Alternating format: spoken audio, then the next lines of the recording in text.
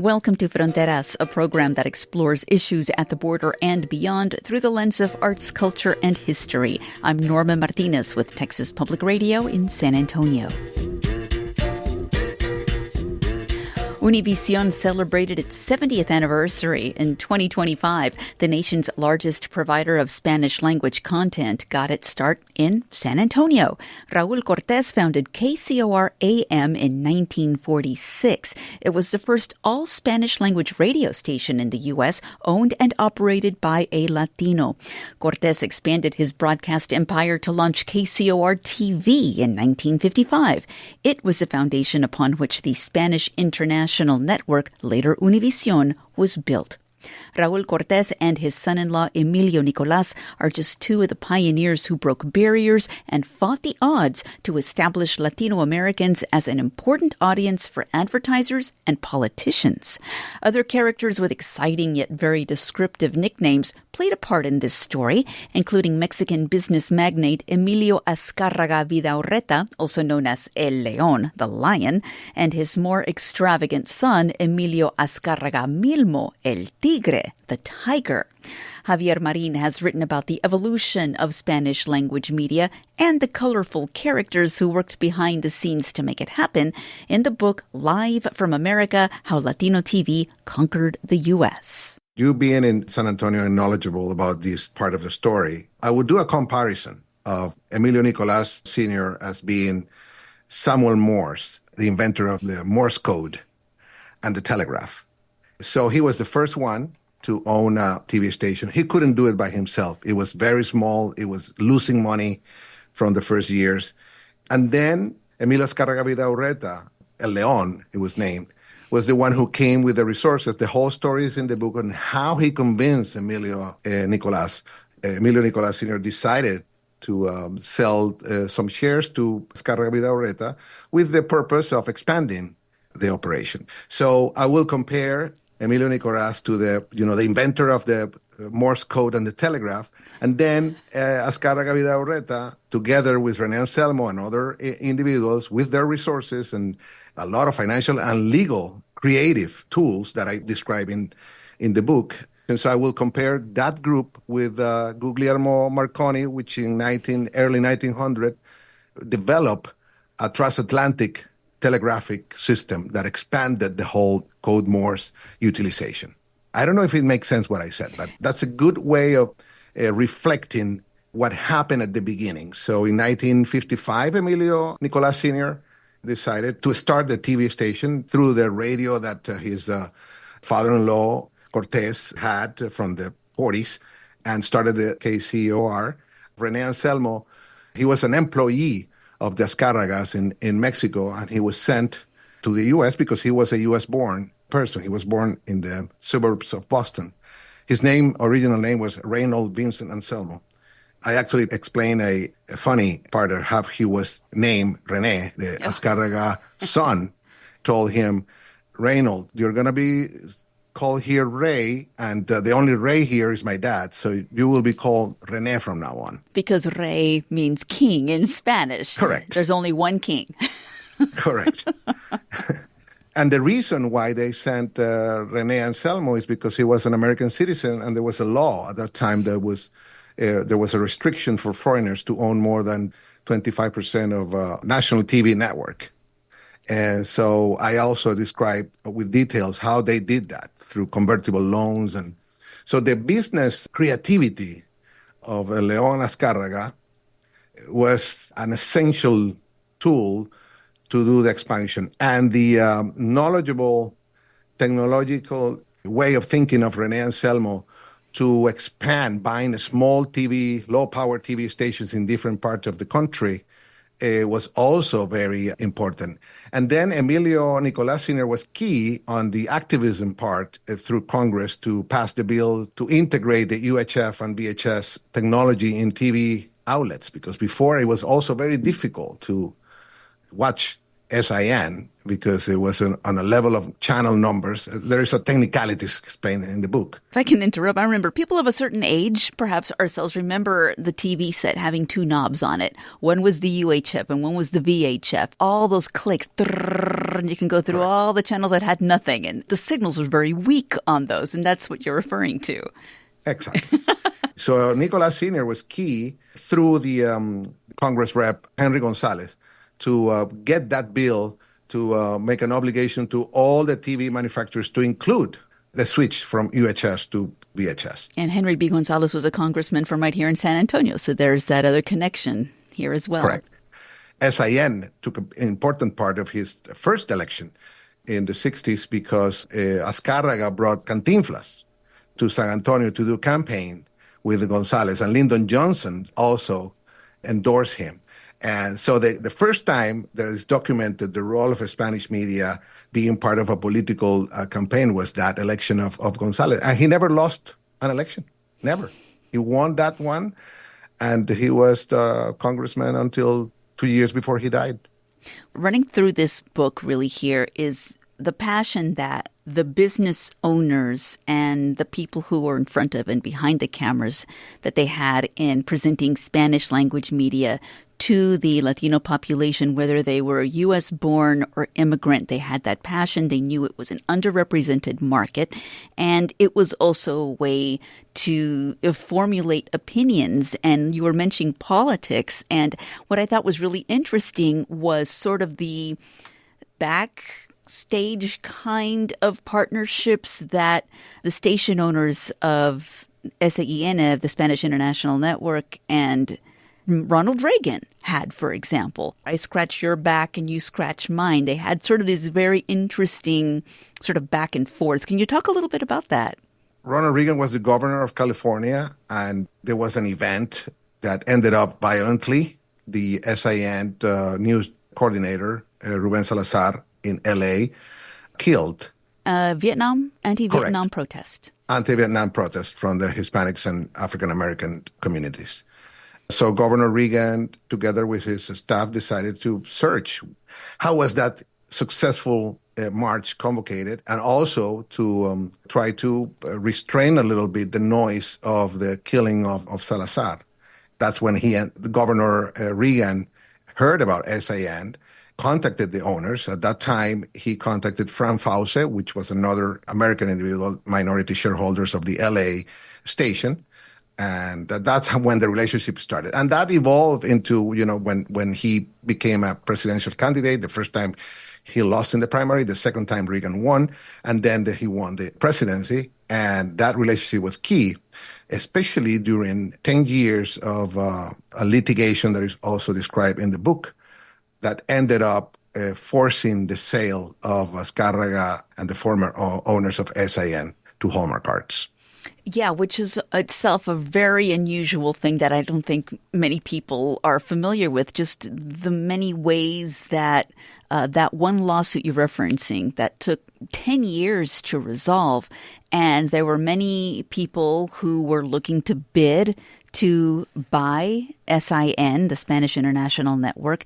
And of all the companies that launched the winning bid, it was Hallmark Cards, which you would not expect to be a major player in media, particularly in Spanish language media. But can you explain how Hallmark Cards actually helped launch the brand that we know now as Univision? Yes, I think we have to go back a little bit and understand how did they ended up owning the Spanish International Network. There was a strong relationship between the whole family and George H.W. Bush, who was the vice president of Reagan, and he was already on the polls to become the president after Reagan. And the shareholders of Hallmark Cards, the family hall, was a big financiers of the Bush campaign. But, as you said, there were many people behind SIN, because SIN was the fourth network. The Azcárraga and Nicolas Sr. found a way to build a fourth network. Because remember, at that time, when we didn't have cables, there was no internet, no other, there were only three big networks, ABC, CBS, and NBC. And SIN was, a fourth network. So Hallmark Cards ended up being the buyer. And there is another essential individual in the whole transactions of the sales that kept a station as a Spanish-speaking, which was Judge Mariana Falser from California. She was a heroine because she decided to put in the sales conditions to keep the Spanish for the next, I believe, 17 years. Because Rupert Murdoch wanted the SIN assets and license, but not for the Spanish-speaking market. Ted Turner wanted the license, not for the Spanish-speaking market. Hallmark Cards ended up buying it, and they decided to try to, I call it in the book, desmexicanizar. How do you say? De-Mexicanize? Desmexicanize the channel. So try to separate anything that had to do with the Azcárragas and Televisa Mexico. And one of the first things is to put a president who was not Mexican, Joaquin Blaya, who was from Chile, and also an American person who was Steve Grimes, who was the guy who started ESPN as an executive, as a CEO, and changed the name. And that's when they found Univision, one of the brands that the Azcárraga before SIN was changed to Univision. They wanted to change the name to Univisa. But the owners, including Nicolás Sr., never allowed that name. They wanted to keep SIN. But then Hallmark Cards decided just to change SIN, just to try to change the past. They had already a brand registered called Univision, and that's the one they decided. But as I explained in the book, it was mainly a financial decision to have a holding. So Hallmark Cards put some money to buy the station. They incurred in loans to buy the station. And then under the name of Univision, they issue bonds to just repay themselves. Javier Marin is the author of Live from America, How Latino TV Conquered the U.S. When we come back, the Spanish international network that became Univision was sold to Hallmark Cards in the 1980s. The greeting card giant knew its mission going forward. They had to keep the Spanish as a language, and they were eager to Americanize. Our conversation continues next on Fronteras. It's one thing to love public radio, but it's a special thing to support it. Consider this. If you've got a car you don't need anymore, or you've got one that's simply too expensive to repair, arrange to donate it to TPR. It's easy for you, pickup is free, and it could be worth hundreds of dollars in support. Thanks in advance. Here's how to get started. Go to tpr.careasy.org to learn more. Welcome back to Fronteras. I'm Norma Martinez with Texas Public Radio in San Antonio. Spanish language media has become commonplace on U.S. TV through channels like Univision, Unimás, Telemundo, Galavisión, and it's expanded into Spanish language cable and satellite packages and streaming services like ViX. Lots of wheelings and dealings went on behind the scenes over the last 70 years to keep Latino viewers in the U.S. connected to their culture with news and entertainment. When the pioneering Spanish International Network was ordered by a judge to be sold in the 1980s, it had been eyed by media magnates Ted Turner and Rupert Murdoch. SIN was sold to the unlikely bidder Hallmark Cards in 1987. Hallmark changed the name of the network to Univision and named Joaquin Blaya as its new CEO. Under Blaya, the network experienced transformational growth with shows like El Show de Cristina and Sábado Gigante. Javier Marin has written about the evolution of the Spanish language media landscape in the book Live from America, How Latino TV Conquered the U.S.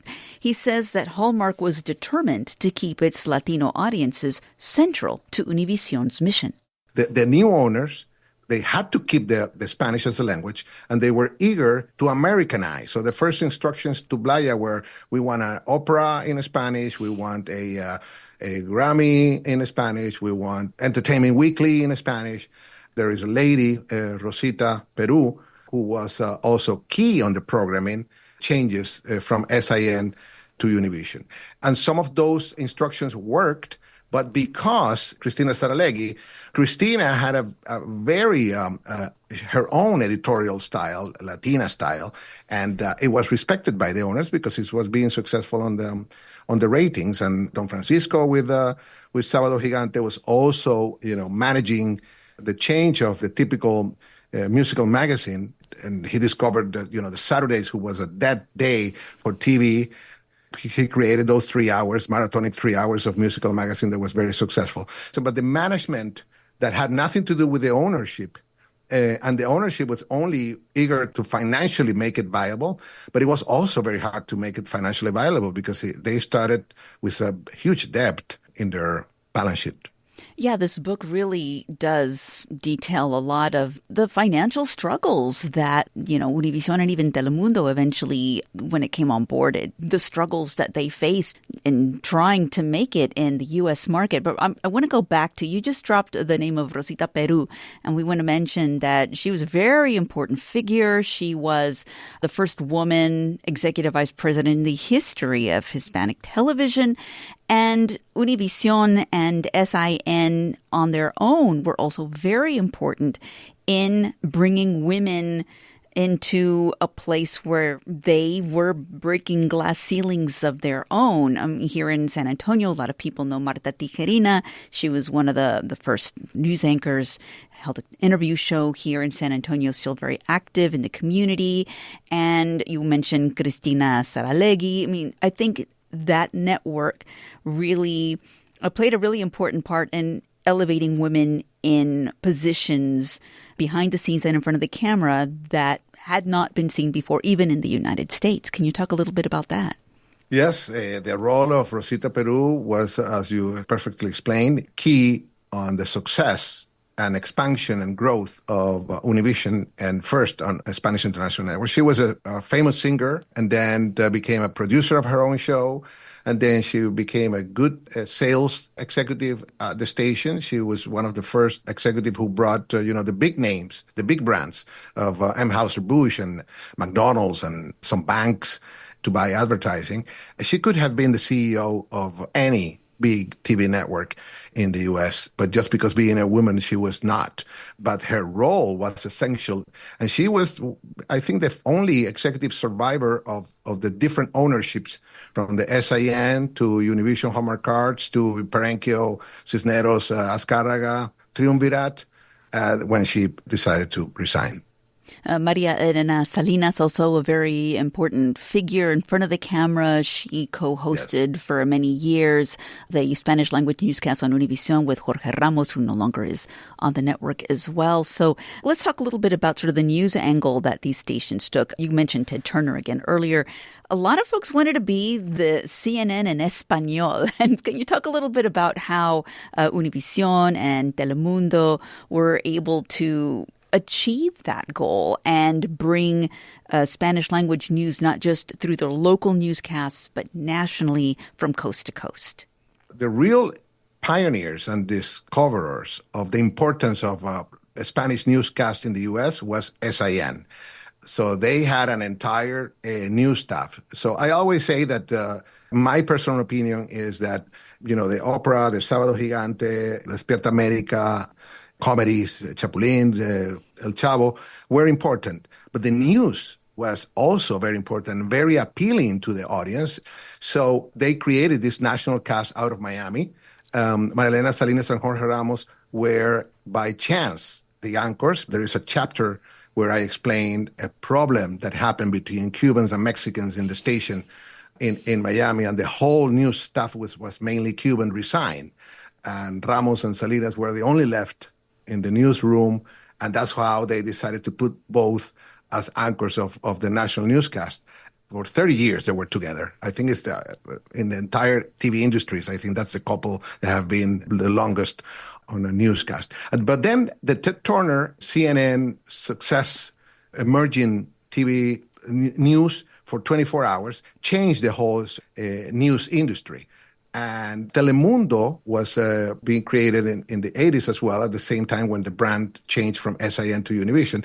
And Telemundo was completely owned by U.S. people, English-speaking executive team. There was only one Hispanic, Carlos Barba. And Barba, because of financial relationship between the owners of Telemundo and their financiers was the same financier of Turner, they decided to start a newscast together with CNN. So the first CNN en Español was CNN Telemundo.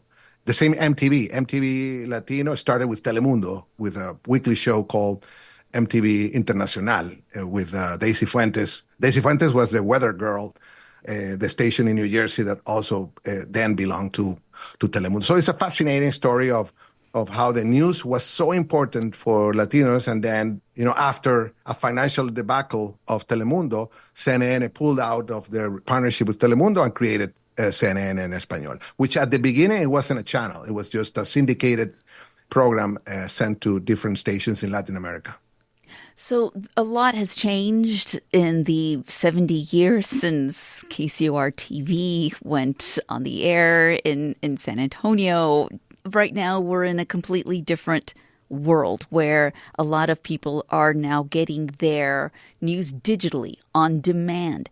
And you do touch a bit on that in your book. Can you explain to us how the Spanish language media companies have evolved to meet those changes? Well, in 2007, Univision was sold for $13 billion. In 2002, Telemundo was sold for $2 billion. So the Spanish-speaking media market was already important in value. $13 billion is the biggest transaction in the Hispanic company in the U.S. Still being. That was 2007. I'm saying this is because how big was the goals or the vision of mainly American financial investors than on the side of Univision and NBC Universal on the side of Telemundo. So the evolution of media, when the streaming came in with the Netflix, remember, they just started in 2007. That same year that Univision was sold is when the whole internet started to explode and still making a lot of changes. They still being the two largest media conglomerates in Spanish, but they are leaving the same changes and dilemmas that main media companies are leaving. Telemundo is under the umbrella of NBC Universal. So anything that will happen on the evolution with the internet and the digital spectrum, it will affect Telemundo. But at the same time, the big platforms, Meta, the Netflix of the world and the streaming companies are taking a big chunk of the audience and the market. What I foresee, personally speaking, this is not fact because my book is a nonfiction based on facts.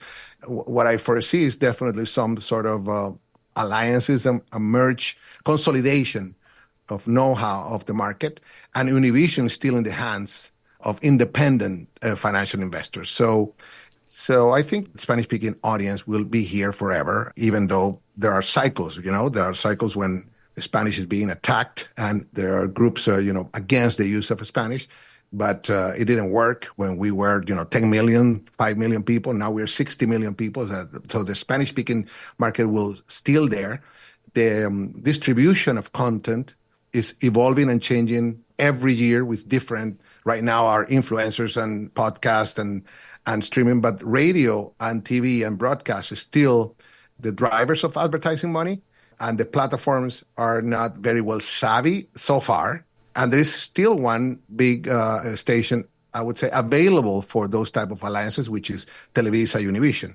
And I think their merge between the Mexican and the U.S. company is being prepared for those changes in the future, alliances with big platforms. Telemundo is under the hands of NBC, so it will depend on what NBC owners decide. Javier Marin has owned Spanish-language media outlets in the U.S. and co-owns the Tiempo Media Company in Washington, D.C. Marin is the author of Live from America, How Latino TV Conquered the U.S. Fronteras editors are Dan Katz and Yvette Benavides. Charanga Cakewalk composed our theme music. Hear past episodes at tpr.org and on the Fronteras podcast. I'm Norma Martinez with Texas Public Radio in San Antonio. Thanks for listening.